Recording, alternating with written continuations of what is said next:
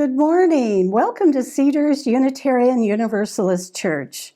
My name is Penny Brewer, and I'm the worship associate today with Fran Corton, one of our congregation members who has been working toward social justice most of her life. And we are so honored and happy that she is going to be our service today. Before we start, let's pause to acknowledge that members of our congregation occupy the ancestral, traditional, and contemporary lands of the Coast Salish tribes. That includes the Suquamish, the Duwamish, the Chimicum, and the Sklallam tribes. The homelands were seceded during duress through the Point Elliott and Point No Point treaties. We are grateful guests on these lands and affirm Indigenous sovereignty, both past and present.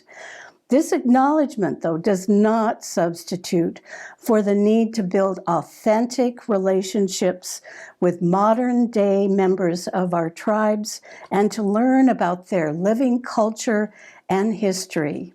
And many of us are doing that as much as we can. Our faith community is sustained by the generosity of our members. Your contribution will nourish the spiritual growth of our community through weekly worship, ongoing programs that cultivate connection, belonging, sharing, and caring. Included in the description and displayed on the screen is information to make a contribution to Cedars. Please take time either now or later in the service to make a contribution to help sustain us. Your gifts are greatly appreciated. Cedars is committed to being a welcoming and inclusive community. In all the beauty of language, culture, and skin tones that come together in your uniqueness, we welcome you. In all ways you experience and express gender, in the beauty of who and how you love, we welcome you. Whether you come feeling whole or broken or anywhere in between, we welcome you.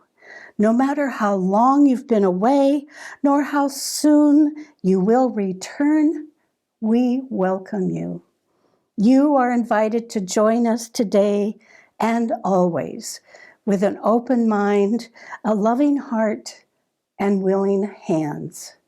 We welcome you today and always. Today, my reflection, I had to go back a few years to think about this. When I was 16, I took my first solo trip across country by Greyhound bus. I lived in Southern California and I wanted to visit my cousins in Louisiana. It was one of those life-changing experiences that helped to open my eyes to a larger, more diverse world. My cousins lived in Lafayette, Louisiana, 3 girl cousins who were slightly older than myself. My cousin Jill was quite the popular, lovely 17-year-old who immediately had a variety of dates for me to double date with her. I was a very shy 16-year-old, and so all of this was very new to me. What struck me most was a whole other world and way of being with people of color. The boys liked to fight alligators and brag about it, and they loved to lean out car windows and shout at any colored person they happened to pass by. I was so upset. I felt like I was on another planet. The water fountains were separate. The restrooms were separate. The restaurants were separate. The entire town was segregated. My cousin had to go to the hospital for minor surgery, and she came back saying, "I had a Negro nurse, and she was so nice," as if this was a total surprise and something so new for her. I really didn't know about Jim Crow. I had so much to learn about our nation's history, and I still need to keep learning. The Emancipation Proclamation brought freedom and hope to people who had finally been free of slavery. The era of Reconstruction saw a time when they were able to exercise their newly won rights to vote, to run for local, state, and federal offices, and to serve on juries. The 14th and 15th Amendments to the U.S. Constitution guaranteed citizenship, equal civil and legal rights, and criminalized white supremacists like the Ku Klux Klan, keeping them from hurting them. Now, this Reconstruction period lasted all of 12 years. But they had federal troops that were protecting polling places to put down violence. And with relying on the federal protection, voters elected hundreds of Black state representatives and 16 U.S. representatives and senators. By 1875, just 10 years later, nearly all the former Confederate states were controlled by the Republican Party.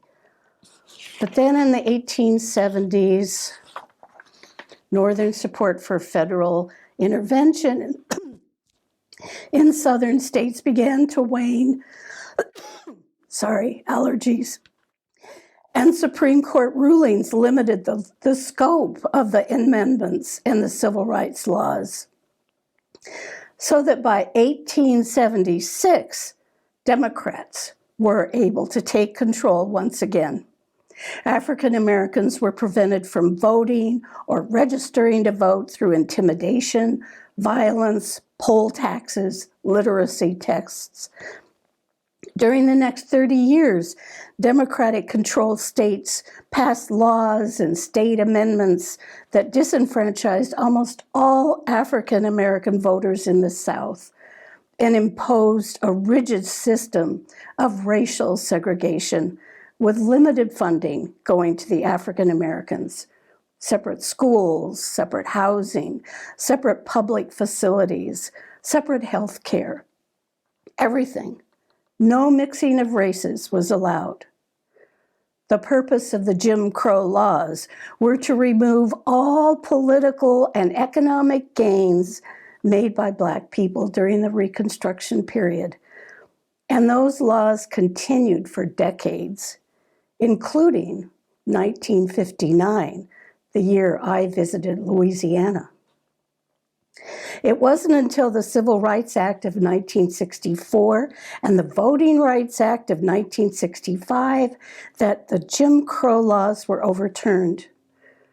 After such struggle, we continue to fight for equal voting rights for all citizens of our country.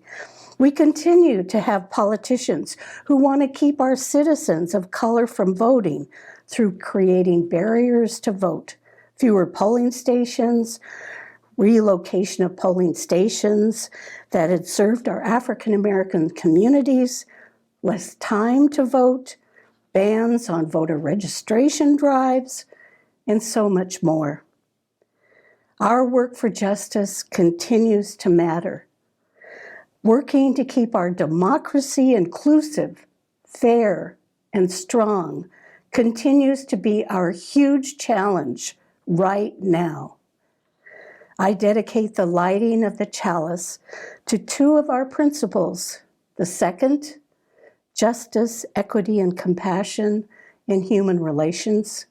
And the fifth, the right of conscience and the use of the democratic process within our congregation and in society at large.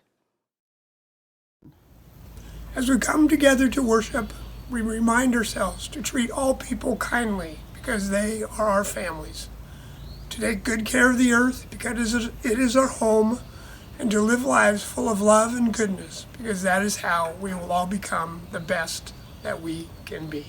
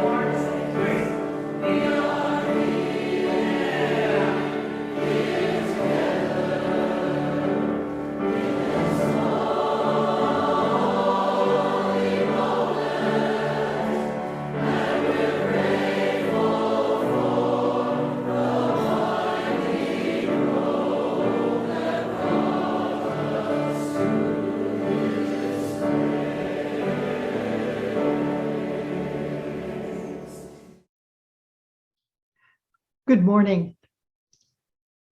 As we gather to worship, I want to share with you the words of Reverend Raphael Warnock, words that he spoke on the floor of the US Senate on March 17th. It was his first speech as the newly elected senator from Georgia. Here is what he said. Democracy is the political enactment of a spiritual idea, the sacred worth of all human beings. The notion that we all have within us a spark of the divine and the right to participate in the shaping of our destiny. Humanity's capacity for justice makes democracy possible. But humanity's inclination toward injustice makes democracy necessary. Come, let us worship together.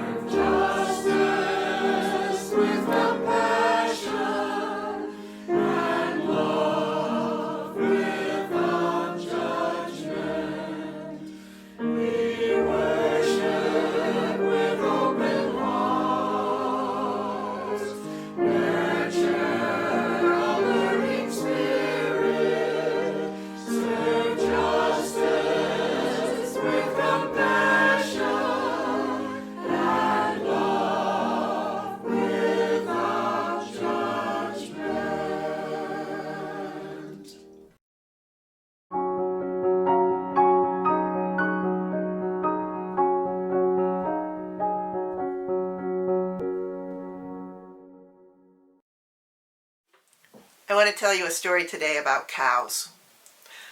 I want to tell you a story today about cows and voting. I want to tell you a story today about cows and voting and no taxation without representation. And most of all, I want to tell you a story today about Abby and Julia Smith, who were two sisters who stood up to the system and tried to make a difference. So Abby and Julia Smith lived in Glastonbury, Connecticut in the 1870s. And Abby and Julia lived alone on the family farm. They had never married, and the rest of their family had passed away. So Abby and Julia were the only two people left on the farm. And so they took care of the farm, which was very large, and they did all of the work, and they had cows and chickens and vast fields. And they paid their taxes to the city, as all the landowners in the city did. And so every year they paid their taxes because Abby and Julia believed in taxes. They believed that taxes helped society, that it was good to help other people. Now every year they paid their taxes, but one year they got their bill, and their bill was much bigger than it had been the previous year. And they thought, something must have happened. But they paid the bill. And the same thing was true the next year. It was still a much bigger bill, and they paid the bill. And then somehow Abby and Julia Smith found out that the city had raised taxes, but only for female landowners. So Abby and Julia and two other widows in town had seen their taxes go way up, but the rest of the landowners, all men, had not. Abby and Julia thought this was tremendously unfair. And you know what? They were right.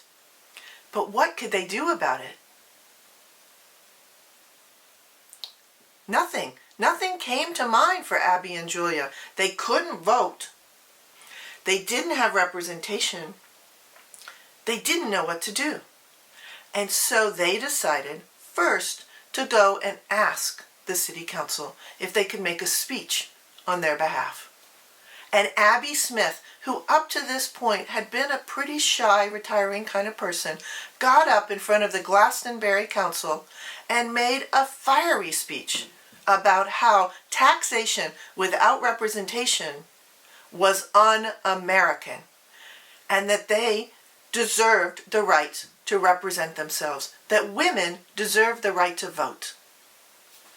Well, the city of Glastonbury didn't pay any attention to Abby's speech, but it got picked up in the newspapers and it was pretty popular. But the city of Glastonbury didn't back down.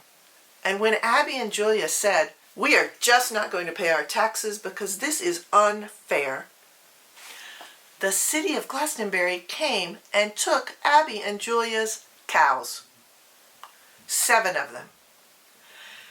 Well, the process, as the cows were led away from the Smith family farm, and Abby and Julia followed behind in a carriage and other supporters followed behind, became national news.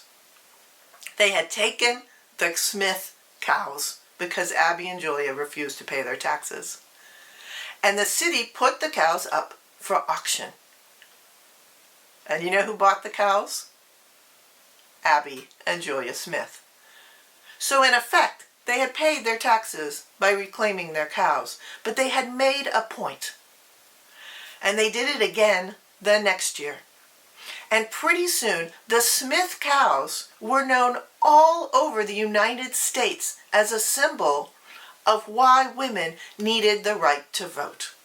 And Abby and Julia turned in to activists for women's voting. They became suffragists because they had been taxed without their representation and because their cows had been taken from them.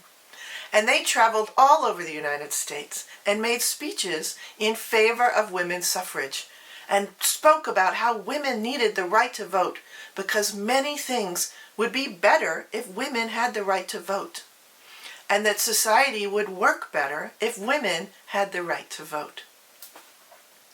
And so they did this and they did this and they did this. This was in the 1870s. And so Abby and Julia Smith did not live to see the fruits of their labors because women didn't get the right to vote in the United States until 1920.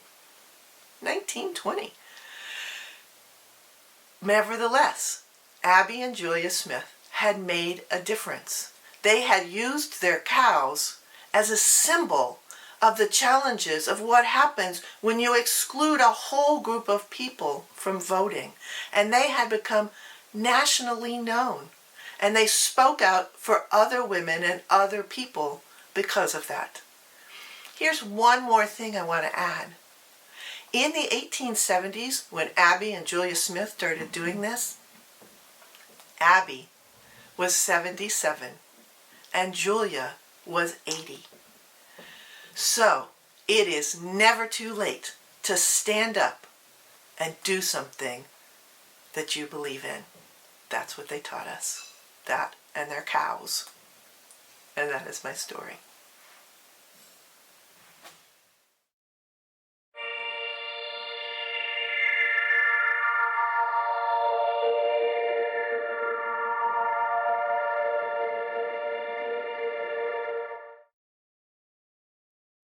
Catherine is such a great storyteller.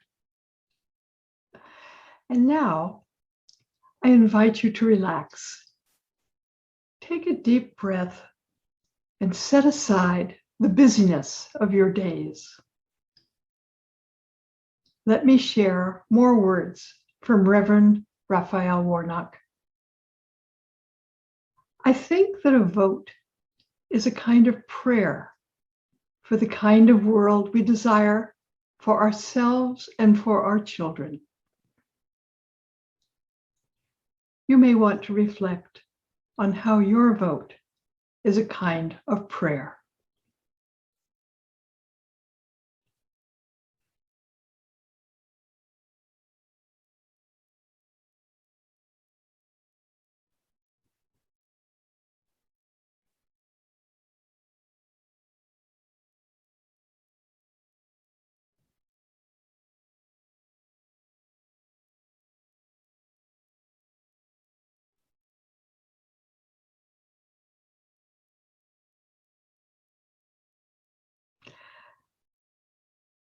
All right, and now we'll go on to some very beautiful music that Chris Mello has provided for us.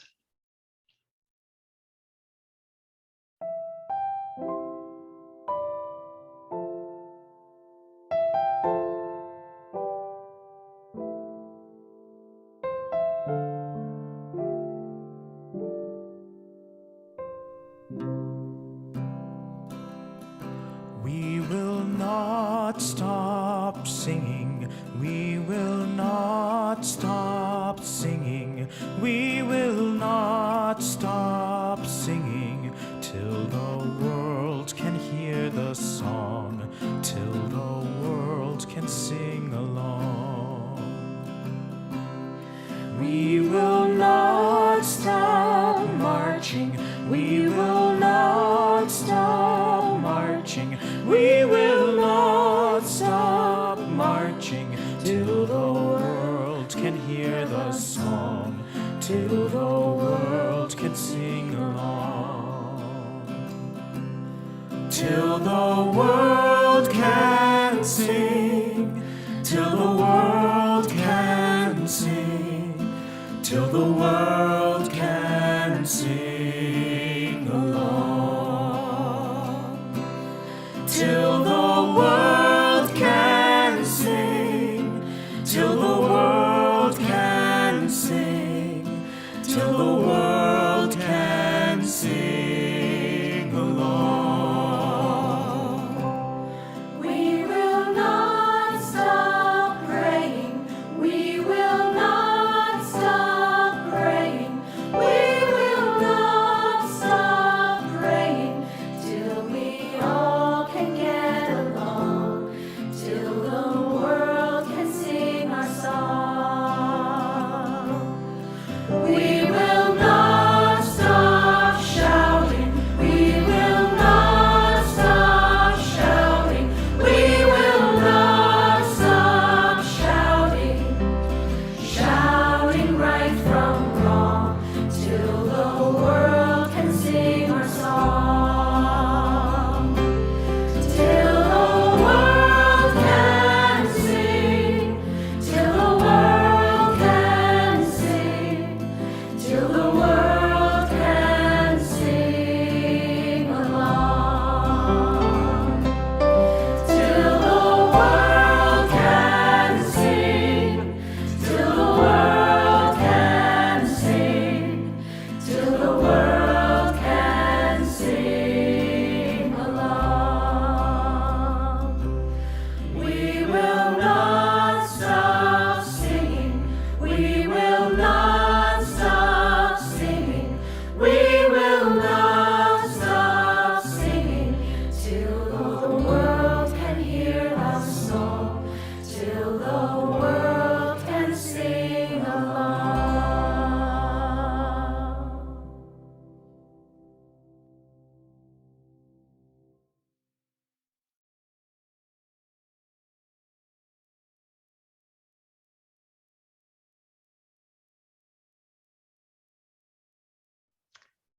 We will not stop singing. We will not stop singing. That beautiful rendition brings tears to my eyes. So today, we are going to talk about the sacred right to vote. And of course, we're going to talk about it because this right that is so fundamental to our democracy is under assault in this country. So let me begin by telling you a story about my own kind of unfolding understanding of what determines who wins elections in this country and what happened in 2020. So in 2017, Stacey Abrams came and gave a talk at the Bainbridge Island Museum of Art. Dave and I went, and she talked about this tremendous campaign she had mounted to register Black voters to vote. But not just register them, also inform them about absentee ballots. Because what she realized is that a mail-in ballot has tremendous advantages for Black people. Since Black people so often have to vote in polling places with very long lines, often at inconvenient hours, especially for people who work at night, and face potential harassment. All of that could be avoided through a mail-in ballot.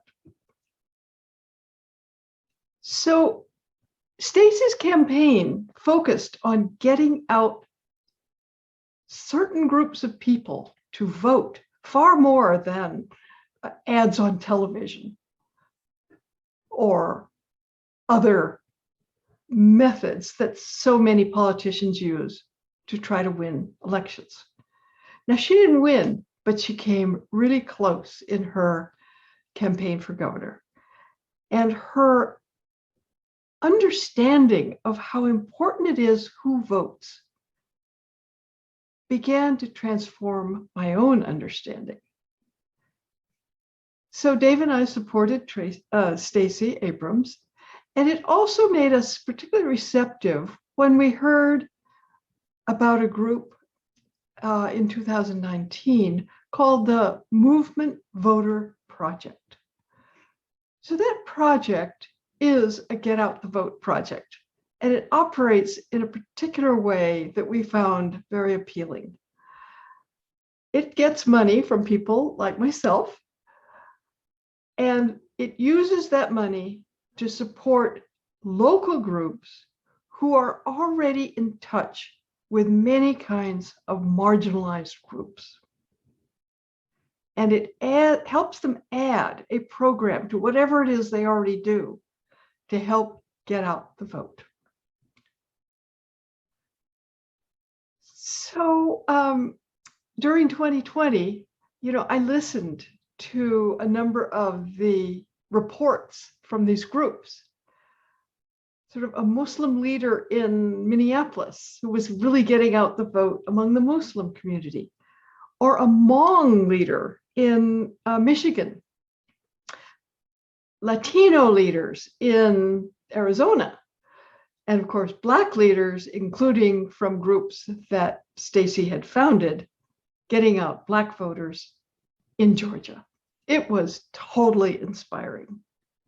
They helped people get registered, know when the early voting was, learn how to apply for and get and fill out an absentee ballot. A tremendous mobilization went on, particularly among marginalized communities, among people who otherwise might not vote, who had a record of seldom voting. And of course, then in 2020, the pandemic sets in. And in states and counties where it had been hard to do mail-in voting, it became easier. And early voting was extended, which of course had to know when it was extended to and where to vote. And of course, these mobilization groups helped all kinds of people understand all of that and take advantage of these new rules. So of course, the result of the 2020 election was that we had the biggest turnout in the history of this country. 160 million people. But not only the highest number, it was also the highest percentage of eligible voters in 120 years of presidential elections. 67% of eligible voters. And nearly 40% of Black voters voted by mail. And of course, then we had the Georgia Senate runoff. And again, there was a lot of mobilization of Black communities, other kinds of vulnerable communities, to take advantage of early voting and of mail-in voting. And of course, the result was that the two Democrats won, tipping the balance of the Senate to Democratic control. The world had changed. And what made the difference was who voted. So then, of course, the backlash roars into action. By March 25th, Brian Kemp, the governor of Georgia, had signed into law Georgia's new voter restrictions. Now, I want you to picture in your mind the scene of the signing of this law. So Brian Kemp is in his wood-paneled governor's office. He's surrounded by 6 white men, and behind him is a painting of a plantation where enslaved people used to work. Just outside of this office with its closed door stands Black Georgia Congresswoman Park Cannon, knocking on the door. Security guards drag her off in handcuffs. I think that imagery tells you exactly what the Georgia bill is about. After all, who replaced 2 white senators from Georgia? A Black man and a Jewish man. For some in Georgia, that cannot be allowed to happen again. And now, across the country, spurred on with help from the Heritage Foundation, Republican leaders have joined the campaigns to suppress the vote. So far, we've seen laws like Georgia's also passed in Florida, Iowa, Arizona, with many more to come. 23 states in this country have what's called a Republican trifecta. That means that both houses in the legislature and the governorship are all controlled by Republicans. So that means that in 23 states, laws like this can be passed.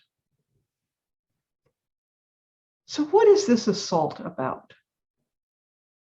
Let's be clear what it's not about. It is not about assuring voter integrity. So many people on the right and on the left have testified that we have had a remarkably secure election.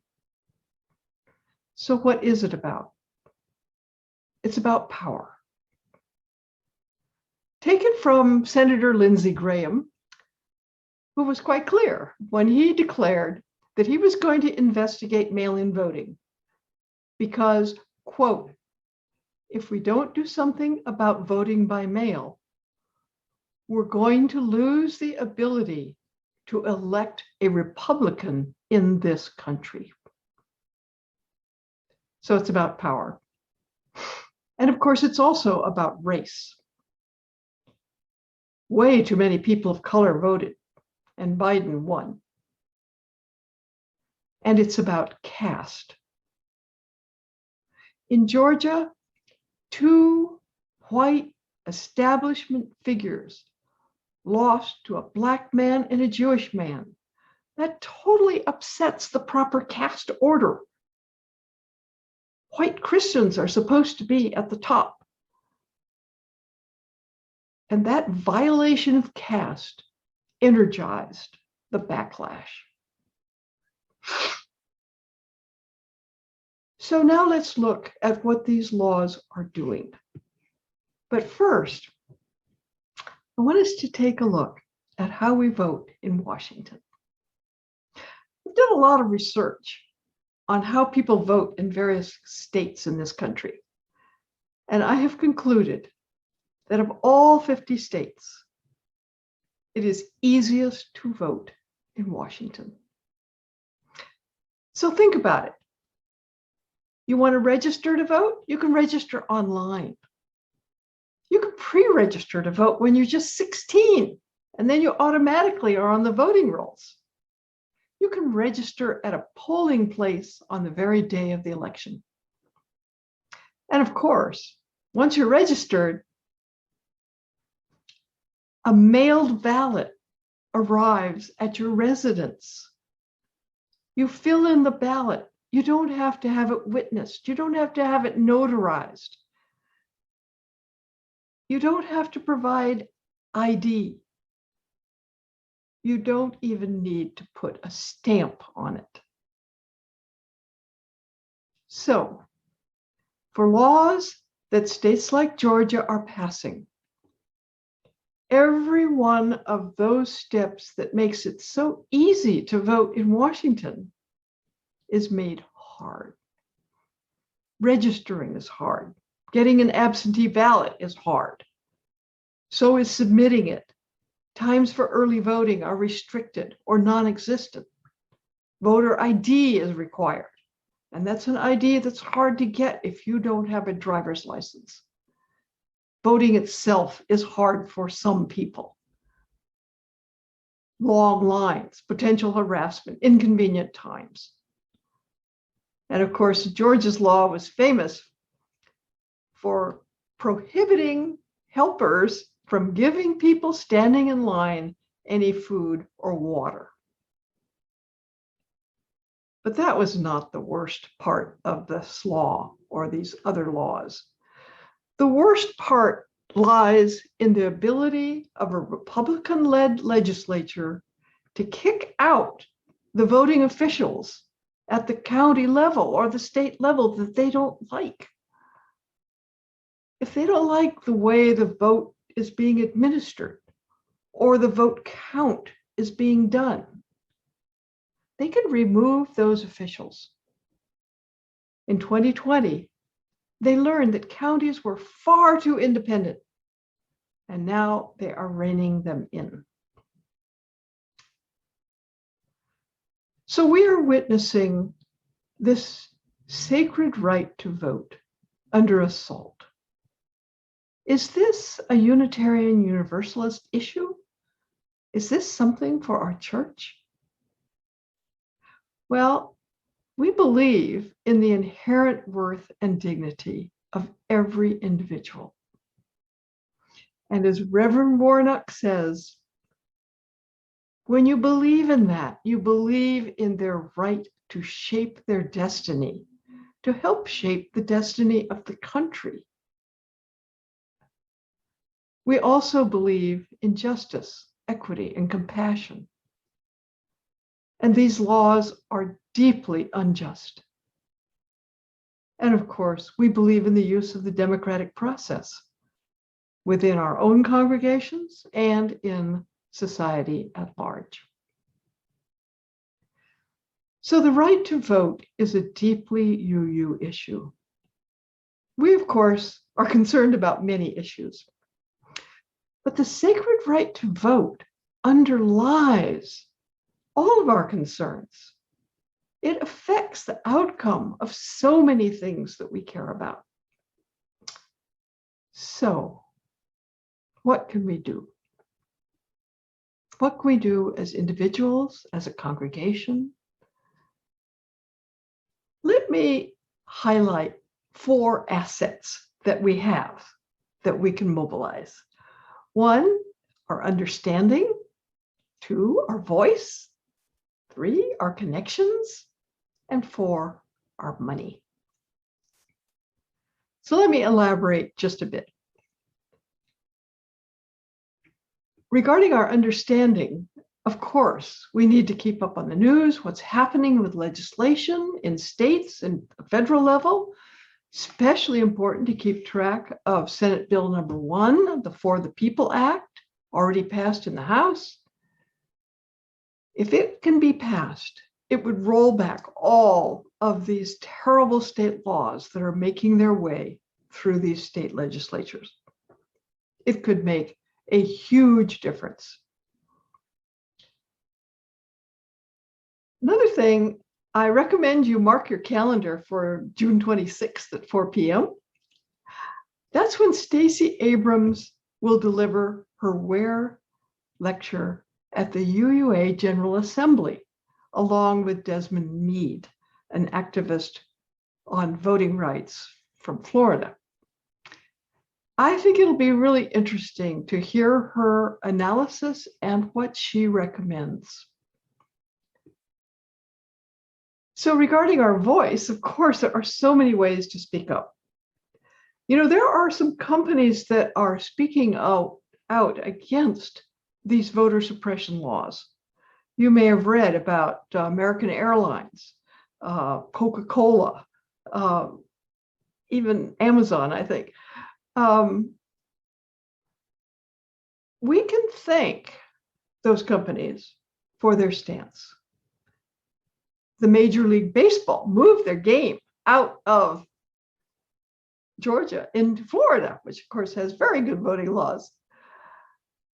We can thank them. We can write to our own representatives. They're all pretty good on these issues, but they can always use encouragement. We can encourage our church to speak out. We, of course, have UU the Vote, which is still active. It's not done. We can write postcards. There are many groups that will provide addresses and postcards, such as Reclaim Our Vote, Vote Forward, Indivisible. We can use our connections. Do you know anybody in West Virginia? Have them contact Joe Manchin.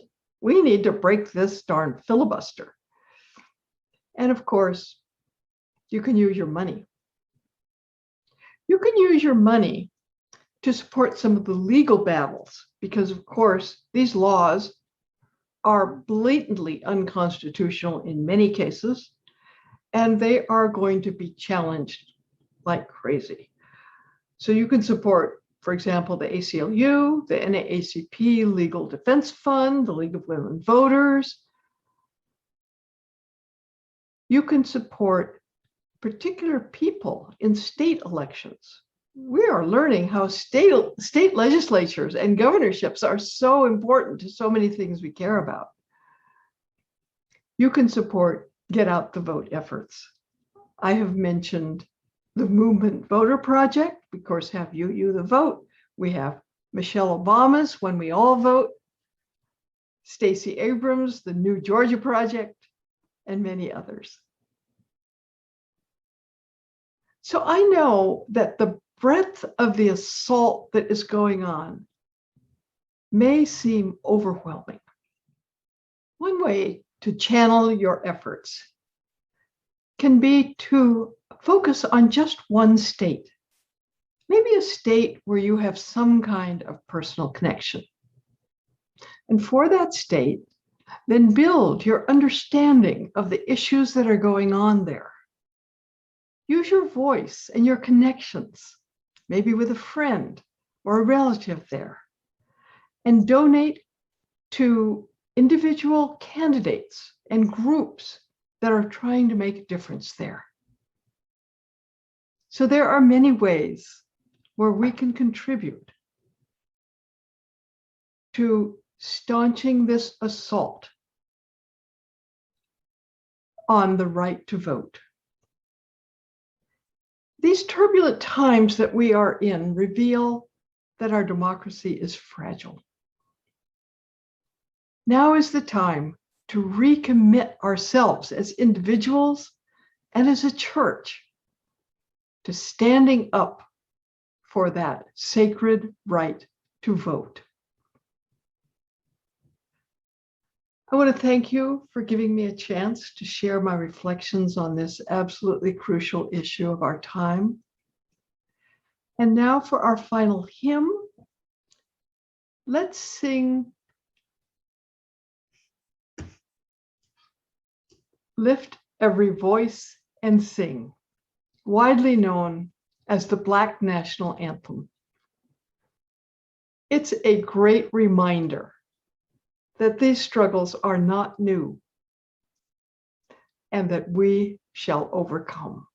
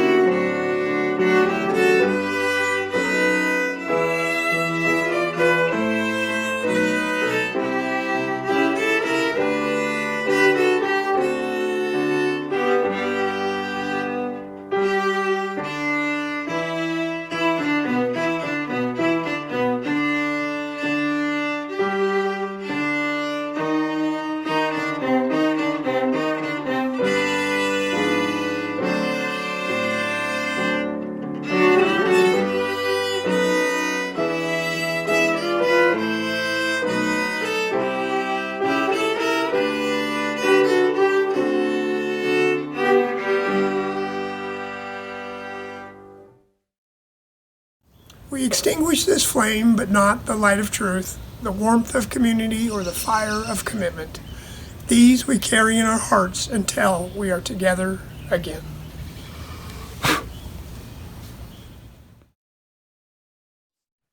Now, let us close our service with more words from Raphael Warnock.